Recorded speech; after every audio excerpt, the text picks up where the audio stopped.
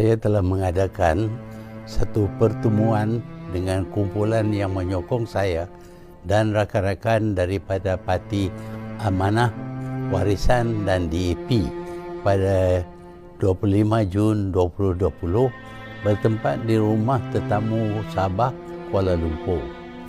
Perbincangan yang diadakan secara tidak formal dihadiri oleh Datuk Seri Syafiee Apdal, Yang Berhormat Muhammad Sabu, Yang Berhormat Tan Kok Wei dan Yang Berhormat Lim Guan Eng dan beberapa lagi. Datuk Seri Mukhlis Mahathir dan Datuk Wira Marzuki Yahya turut menyertai pertemuan ini.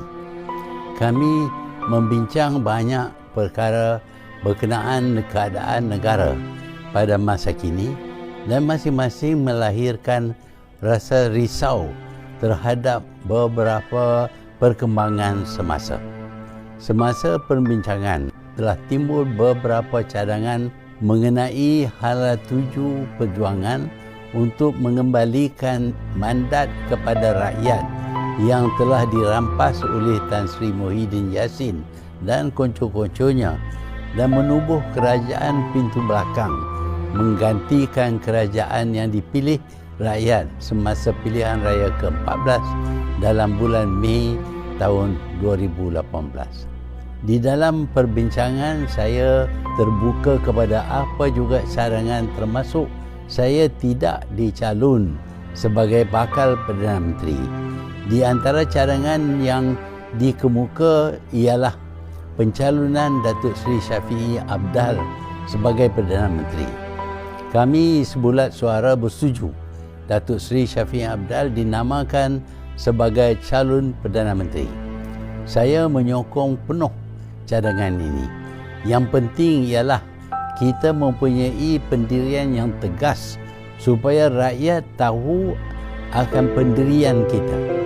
Kami juga bersetuju mencadang Datuk Seri Anwar Ibrahim sebagai calon Timbalan Perdana Menteri 1 dan Mukhlis sebagai calon Timbalan Perdana Menteri 2. Mungkin ada yang bertanya, kenapa Syafiee dicalonkan?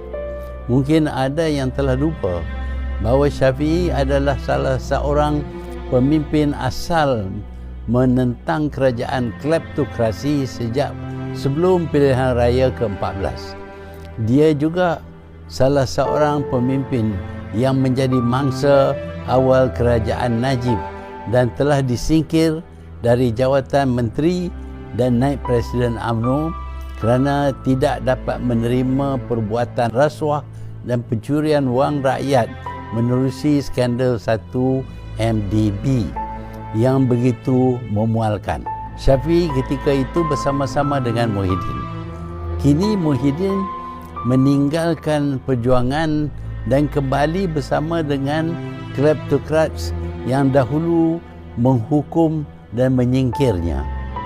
Saya percaya jika langkah kami berjaya, ia akan merapatkan lagi hubungan di antara Semenanjung dengan Sabah dan Sarawak.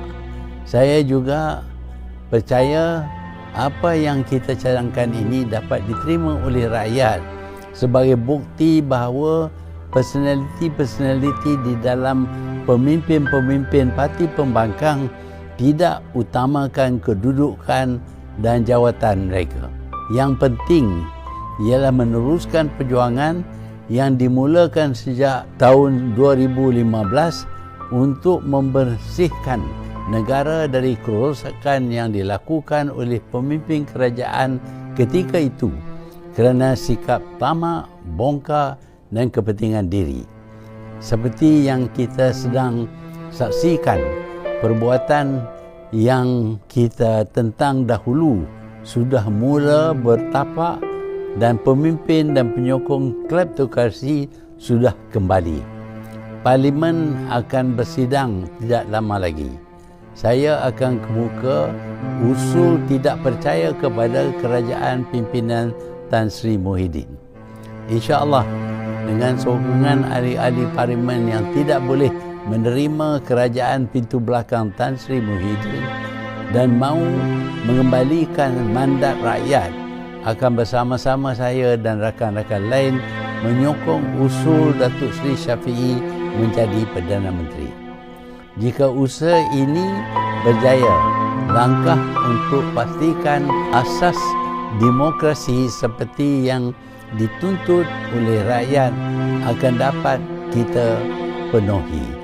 Kita perlu tamatkan kerajaan yang tidak dipilih